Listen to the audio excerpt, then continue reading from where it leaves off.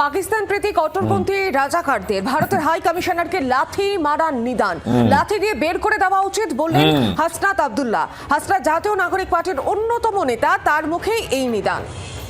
মৌমিতা, হাসনাত জাতীয় নাগরিক পার্টির অন্যতম নেতা এবং তিনি এই ধরনের নিদান দিচ্ছেন।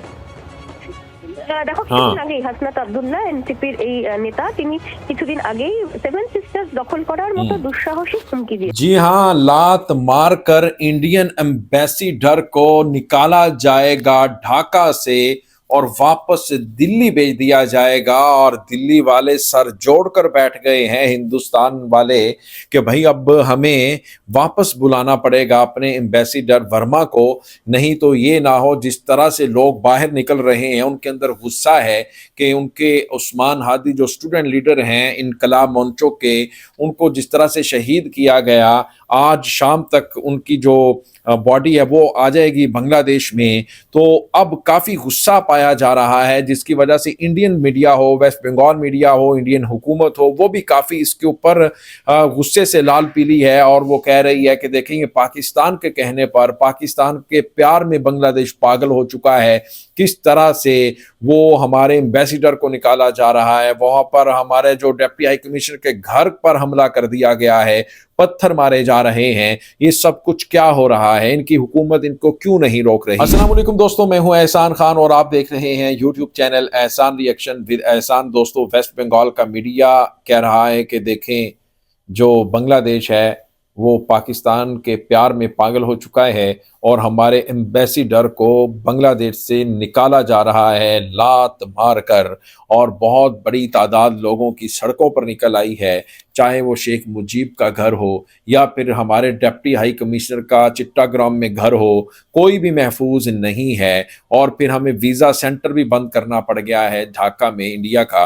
और फिर जो एम्बेसी है इंडिया की बांग्लादेश में, जो एम्बेसडर वर्मा हैं वो भी अपना ऑफिस बंद करके छुप गए हैं। तो वो कह रहे हैं कि हालात बहुत ख़राब हो चुके हैं, लेकिन बांग्लादेश को क्या हो गया है, ये पाकिस्तान की बातों में लग गया है। भाई देखें, बांग्लादेश के साथ आप जुल्म कर रहे हैं, बांग्लादेश के साथ आप नाइंसाफ़ी कर रहे हैं, बांग्लादेश के साथ कोई अच्छा नहीं किया जा रहा, बांग्लादेश में अमन व अमान ख़राब किया जा रहा है। आप बांग्लादेश में हिंदुस्तान से टारगेट किलर भेजते हैं, वो टारगेट किलिंग करके वापस हिंदुस्तान चले जाते हैं। फैसल करीम और आलमगीर वो किस तरह से आते हैं, वो एक पूरी प्लानिंग के साथ आते हैं और खुलेआम दिन दिहाड़े वो फायर करके चले जाते हैं। यानी इंडिया की साजिश है, इसमें इंडिया मुलव्वस है।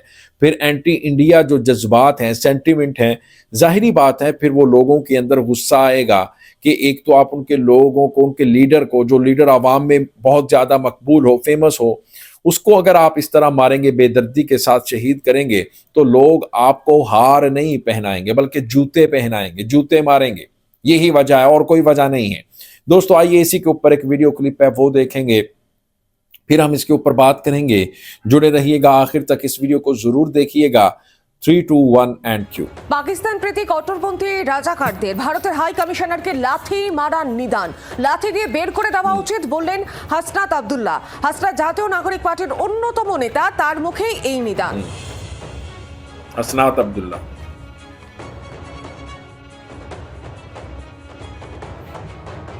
বাংলাদেশ হাই কমিশনকে নাকি ভারত ঢাকায় ধমক দিছে, যে কেন আমরা ওই কথা বলছি, ধমক দিছে নাকি ওই ভারতীয় হাই কমিশনারকে এই খুনি হাসিনাকে আশ্রয় দেওয়ার জন্য শুধু ধমক না, লাথি দিয়ে দেশ থেকে বের করে দেওয়া উচিত ছিল। আপনারা শুনলেন এতক্ষণ তার বক্তব্য। পাকিস্তান প্রীতি কট্টরপন্থী রাজাকারদের ভারতের হাই কমিশনারকে এই ধরনের নিদান, লাথি দিয়ে বের করে দেওয়ার এমনই উচিত বলছেন হাসনাত আব্দুল্লাহ। আরো বিস্তারিত জানবো, টেলিফোন লাইনে রয়েছেন প্রতিনিধি মৌমিতা চক্রবর্তী। মৌমিতা, হাসনাত জাতীয় নাগরিক পার্টির অন্যতম নেতা এবং তিনি এই ধরনের নিদান দিচ্ছেন। দেখো, কিছুদিন আগেই হাসনাত আব্দুল্লাহ এনসিপির এই নেতা, তিনি কিছুদিন আগেই সেভেন সিস্টার্স দখল করার মতো দুঃসাহসিক হুমকি দিয়েছিলেন। তার একদিনের মধ্যেই যখন দেখা যায় যে দিল্লিতে ভারতের তরফ থেকে ঢাকার যে কমিশনার তাকে তলব করা হয়, সেই দিন তিনি সেই ঘটনার উল্লেখ করে আবারও দুঃসাহসিক এবং আস্পর্ধাজনক একটি মন্তব্য করলেন যে ভারতের যে সমস্ত অফিসাররা ঢাকায় তারা কাজ করছেন তাদেরকে মারধর করে তাদের কোট আনকোট লাঠি মেরে বের করে দিতে হবে। এবং ভারতের যে সমস্ত অর্গানাইজেশন, যে সমস্ত ব্যবসায়িক বাংলাদেশে কাজ করছেন, তাদেরকেও বাংলাদেশ ছাড়া করা হবে। খুব স্বাভাবিকভাবেই দিনের পর দিন হাসনাত আব্দুল্লাহ বা সাদিক কায়েমদের মতো এই যে নেতৃত্ব, যারা এই মুহূর্তে বাংলাদেশে নতুন করে গজিয়ে উঠেছেন, তারা যে ধরনের মন্তব্য করছেন, ভারত বিরোধী মন্তব্য করছেন, কেউ কখনো সেভেন সিস্টার দখলের উল্লেখ করছেন, কেউ কখনো চিকেন স্নেক দখলের হুমকি দিচ্ছেন, ইউনূস সরকার তারপরেও চুপ করে রয়েছেন, তা নিয়ে কিন্তু প্রশ্ন জাগছে আসলে অন্তর্বর্তীকালীন সরকারের মনোভাবটা কি, এই নেতৃত্বের মধ্য দিয়েই তারা কি ফুটিয়ে তুলতে চাইছেন, এবং এই বিষয়টা যে ভারত ভালোভাবে মেনে নিচ্ছে না তা কিন্তু স্পষ্ট। ধন্যবাদ তোমাকে মৌমিতা। दोस्तों आपने ये वीडियो देखी है। असल में हसनात जो अब्दुल्ला हैं ये एक स्टूडेंट लीडर हैं बांग्लादेश के। ये इन्होंने जब इनकलाब आया जुलाई 2024 में, ये बढ़ चढ़कर हिस्सा ले रहे थे जिस तरह से उस्मान हादी थे।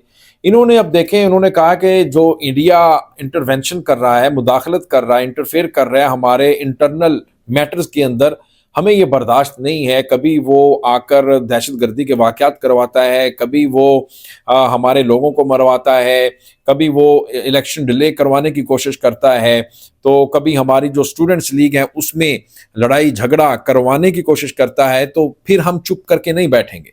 हसनात अब्दुल्ला ने कहा कि फिर हम भी, हमसे जो हुआ हम वो करेंगे, चाहे सेवन सिस्टर को क्यों ना तोड़ना पड़ा उसे भी हम तोड़ेंगे। तो ये जो स्टेटमेंट था हसनात अब्दुल्ला का, उसके बाद इंडिया में आग लगी। इंडियन ने फिर बांग्लादेश के जो इन्वॉय हैं इन दिल्ली हाई कमीशन, उसको बुलाया गया, उनको कहा कि भाई ये किस तरह का स्टेटमेंट है, हम इसकी मजम्मत करते हैं, आप भी कीजिएगा, इस तरह के बयान बाजी देने से रोकिएगा आप अपनी तरफ से भी। लेकिन फिर बांग्लादेश की तरफ से कहा गया कि देखें, आप कभी रेडिकल कहते हैं, कभी एक्सट्रीमिस्ट कहते हैं, कभी कट्टरपंथी कहते हैं हमारे लोगों को, ऐसा कहना बंद कीजिएगा, नहीं तो फिर हालात और ज्यादा खराब हो सकते हैं। फिर बांग्लादेश ने मांग की है, बांग्लादेश ने कहा हमारे जो ये उस्मान हादी को शहीद किया है ना, जिन लोगों ने, फैसल करीम मसूद और आलमगीर शेख हैं जो जो मोटरसाइकिल पर आए थे, वो हमें वापस करो।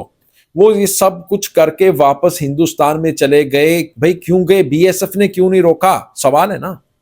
क्योंकि इंडिया इसके अंदर मुकम्मल तौर पर मुलव्वस है, तो लोगों के अंदर गुस्सा है, कुदरती है, लोगों ने बाहर निकलना है क्योंकि उनके लीडर को शहीद किया गया है। आखिर में दोस्तों एक और बड़ी खबर है जो मैं आपके साथ शेयर करता चलूं, उस्मान हादी के बारे में ही है। अल्लाह ताला उनको जन्नतुल फिरदौस में आला मकाम दे, उनकी बख्शिश करे। बताया जा रहा है जब इनको फायर लगा, ये हॉस्पिटल में गए तो इनके डॉक्टर्स को कॉल आई, जब ये बांग्लादेश में ही जब इनका ट्रीटमेंट चल रहा था ना, तो डॉक्टर की कॉल कहां से आती है? इंडिया से आती है। उनकी दहशतगर्दों की थ्रेट कॉल कहां से आती है?